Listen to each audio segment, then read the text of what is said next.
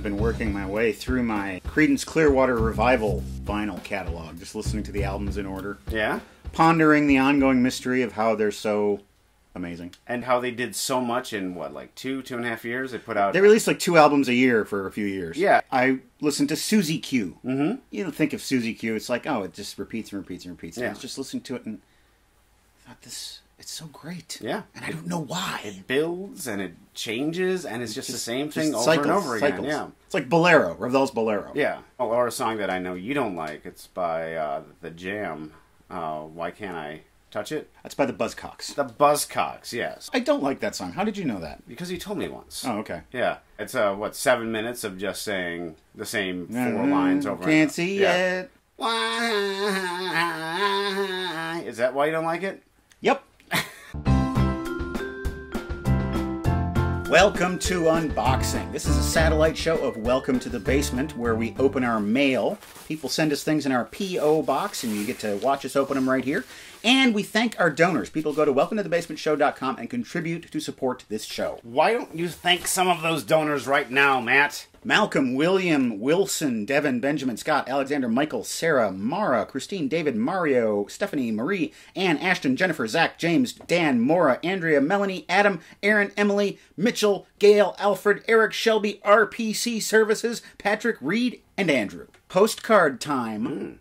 I know you like this. This is from Adrian in Sweden. He recommends a gruesome Swedish movie that I cannot pronounce. Thank you, Adrian.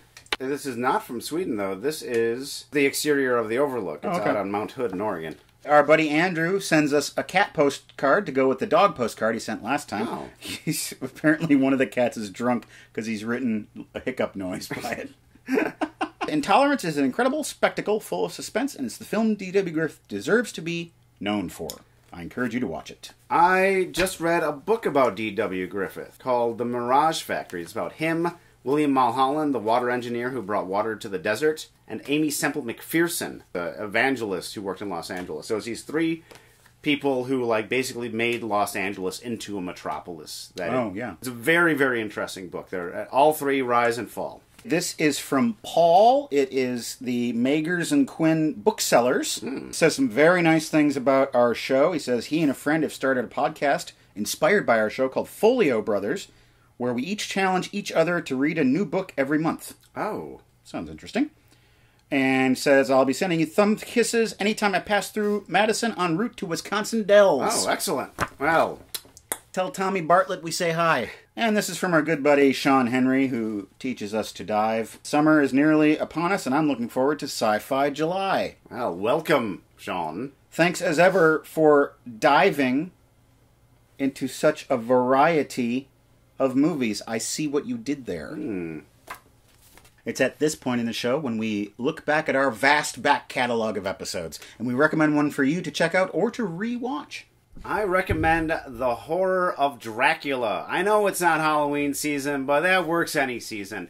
When we filmed it, it seemed like we said 8 things during the entire movie. Felt so flat, and then you salvaged all of this stuff, and I think it's one of our funniest episodes. Also, it's one of the few episodes where we get various riffs off the same moment in a movie. Oh, the book. The Red Book, yes. So, and now's the time on Unboxing where we answer viewer questions. You send them to us by Facebook, YouTube, however, and we might answer one of them. Milan Wolf asks, what has been the most significant change for the better in your life as a result of this show? Well, there's plenty of good results. Personal growth, a deeper understanding of the analyses of cinema, a better friendship. But then there's also just all of the movies we've watched. Over 170, and most of them feature length. How many of those would I have gotten around to watching? Maybe 24? I never would have watched Zabriskie Point. It's a long life, but there's surprisingly little time in it. Yes. So, I would have gotten around to Marty, I would have gotten around to Badlands, but, I never would have watched The Emperor's New Groove. Which, incidentally, we loved. I loved. Matt really liked it. I liked it. Something I really appreciate about this is that I have actually parlayed this into writing about movies for a local paper. That's something I really like. And there's been a couple times I've run into people with my family, and they're like, hey, I really like Welcome to the Basement. I'm like, hey, you see, Mom? I'm doing something with my life. See, Ma, top of the world. Danny Bell writes, what is the movie you have seen the most? Summer School. Yeah. I have no idea how many times I've seen that movie, and I loved it every single time I saw it. I think for me, it's the movie Stripes. Oh, yeah. Every time that came on, I made a point, not just to catch it, but to sit down and watch it from start to finish. Barnaky, he owes me money. Old Sergeant Homolka is now in our Hall of Fame. Warren Oates. Sergeant Holka. Oscar Homolka. Oh, Oscar Homolka. Was in Dr. Sargonicus. Okay. We've got a package here from Aaron in Hell's Kitchen, and he's got a little piece of art here. Deep Cut Productions presents A Love Story for the Ages, Fold 'em and Stack 'em, starring Sweater and Socks. And this is from Campbell of Yucca Valley, California. Rough name to have if you encounter McDonald. Oh, Campbell is? Yeah, the Red Wedding in Game of Thrones is based off of an incident between the Campbells and the McDonalds. Aha. And in one of the last episodes of Mad Men, Pete Campbell encounters a McDonald. That was 500 years ago! In this envelope, we have envelopes. In this envelope, I have cards. Dear Matt and Craig, thank you so much for all the entertaining hours you've given me. Your show is hilarious. Thank you. I see that Craig collects postcards. How'd you figure that out? And since I design postcards, I thought I'd send him some. Ooh. There's even one with a bat for you, Matt. Have either of you ever seen The Seven Faces of Dr. Lau? Yes. No. Take care, Hannah. Lay him on me. I'll see if I can catch him. A Mexican town. Ooh, I'm sorry, Matt. Mexican sunset. I'm seeing a theme. Desert skyline. What goes on under the desert skyline? I'm shooting the moon. Bats! Sorry, I pulled the You tona. threw that right at my eye. I pulled the tona. I'm sorry. There is an envelope for you. Ooh, excellent. And one for me. Craig, some more political stuff from my dad's collection. Enjoy. I will. LBJ. I don't know if this will play in two dimensions. That's cool. LBJ for the USA. Old Ike himself, who I like. McGovern for president. He'll blow up the world. Or was that Goldwater? Oh, wait, no. That was Goldwater who was going to blow up the world. McGovern, he'll be able to beat Nixon. GOP 1964 keychain. This is a Goldwater pin that looks like it might be gold. Wow. Probably not actually gold. George Washington. And John Kennetim. I've got a stack of postcards as well. Matt, as you throw these to Craig, it might be fun to play Have They or Have They Not Ever Appeared on the Show? Sammy Davis Jr. Never. Lawrence Welk. Never. And probably never will. Lionel Barrymore. Someday. Yeah, probably. Eddie Lamar. Nope. No, not yet. Hadley. Paulette Goddard. No. Crossword favorite Sonia Henney. We're really batting zero on this one. Lana Turner. Ah, no, not her either. Betty Davis. No. Joan Crawford. Nope.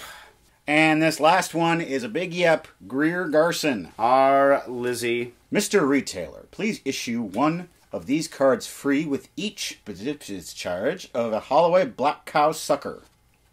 They're Black Cow cards. Black Cow Suckers. A lot of the things that you generous folks send to our P.O. Box are records, and I listen to as many of them as I can. The theme for today is comedy. First off, we have this. It's called Music to Break a Sublease. This is not a comedy record. It's a music record, but its intention is comedy because this is the music that you play when you want to get kicked out of your apartment. As far as I can tell, it's people in an apartment and they're singing songs and they're just all shouting. So it makes it sound like you're having a huge party. Yes. Have you ever listened to a party that you haven't been invited to? Oh, yeah, it's horrible. Well, that's the experience listening to this. After listening to it, I wanted to kick myself out of my own house. But it's still an interesting historical artifact. Next up, we have a comedy classic, My Son the Folk Singer, Alan Sherman. I remember this cover from my childhood, but I don't think my parents had this in their collection, so I don't know where I saw it from, but this is very familiar. Yes. And Alan Sherman was a big deal back then, and I think he's almost nearly forgotten today. I don't know if young people still know the song Hello Mutta, Hello Fada. That's his big hit. Yes, which... This came before that. This is folk song parodies for middle-class Jews. I am generationally and culturally removed from this, but good comedy craft always comes through, and I got several really good laughs out of this. This is fun stuff. The cultural references were not my experience, but I got them all because I watched The Marvelous Mrs. Maisel. You hit a certain age in your life when you're watching Marvelous Mrs. Maisel, and you're like, Mrs. Maisel, she's quite attractive. Oh, but Mrs. Maisel's mom, equally as attractive. This is from Dustin in Olympia, Washington. Ole. Take the Sleater-Kinney freeway. This is from Gish in Lawrence, Kansas. And speaking of comedy, W.C. Fields, basement alum, gatefold. So you can look at the man while listening to his voice. Look at him. Thanks for all the time and work you put into creating Welcome to the Basement. My husband Tommy and I are big fans of the show and never miss an episode. Thanks. Our favorite is the Tough Guys Don't Dance episode, which we have watched at least 5 times and quote endlessly. We are often fond of saying my son... What have you done? I realize this quote is not from Tough Guys Don't Dance. We have an almost 2-year-old daughter, so our life can be chaotic at times, but watching your show always makes us laugh. We also associate our own Welcome to the Basement movie nights, complete with gifts. That's what they do. Oh, also great. started. Thank you, Tommy and Sarah. Dustin says some records and DVDs are in this package, and bubble wrap. Yeah! Postcards here, Exploding Hearts, the documentary. I'd be interested in seeing that. And we've got 2 kitty cats here, Claws Beat Skin. They also puncture it. And Hellcat. Hellcat! I don't know what I'm looking at. Nardwuar, the human serviette. I don't know what I'm looking at either. Everything about that doesn't make sense. I think his catchphrase is doot doola doot doo, and then your response is doot doo. Okay. Ooh, I saw this when it was on TV. Max Headroom, the complete series. And I've seen this, but I've never owned it. These are the Michel Gondry videos. I own that one, yes. This is cool stuff. Oh, and here come the records, and I'm liking them already because we've got The Clash, Rat Patrol from Fort Bragg. You don't like that Clash. Stop it. Oh, cool. This is Joe Strummer's band before he formed The Clash, the 101ers, Elgin Avenue Breakdown. Oh, did he do that with Nick Lowe? Maybe? Oh, Oingo Boingo. Dead Man's Party. Oh, wow. Who could ask for more, Matt? Who could ask for more? There's more! Another record of the Exploding Hearts. It looks like alt versions, songs from their album, and maybe live stuff there. This is a soundtrack for a movie that I've never heard of, but it looks like Kyle MacLachlan is in it. The Hidden. Oh, The Hidden's a really fun movie. It's like a transition between Blue Velvet and Twin Peaks for MacLachlan. He plays a space alien. Oh, there's a gruesome picture on the back. The soundtrack from the movie Forbidden Zone, which features the music of Oingo Boingo. Oh, and Hervé Villechaize. Atom and His Package. Sting Cannot Possibly Be the Same Guy That Was in the Police is one of the titles of the songs. Oh, here's a They Might Be Giants compilation called Idlewild. I thought it was maybe the band Idlewild, who is Aaron Yonda's favorite band. Oh, man. Get ready to take a trip back to Seattle with Beat Happening. Oh! You know this guy. You met Calvin. He doesn't know me. I met Calvin Johnson for about 35 seconds. I've wanted this on vinyl forever. The Sonics Boom. You've never heard of the Sonics? Possibly. Oh, they're great. Holy man. Wow! What an embarrassment of riches we've had today. We'd like to thank everyone who sent us something here on Unboxing and all of our donors. And we have such a good time doing this week after week. Yes. You can watch the new episode of Welcome to the Basement this coming Friday, and now you can watch this. Why did Radiohead name themselves after that song? I don't know. Why did they name their first album after that Jerky Boys sketch? What, Pablo Honey? Yeah, Pablo Honey, come back to Florida. They seem so serious, Radiohead, but they surely have a whimsical side. Name things after Jerky Boy, and computers that aren't great.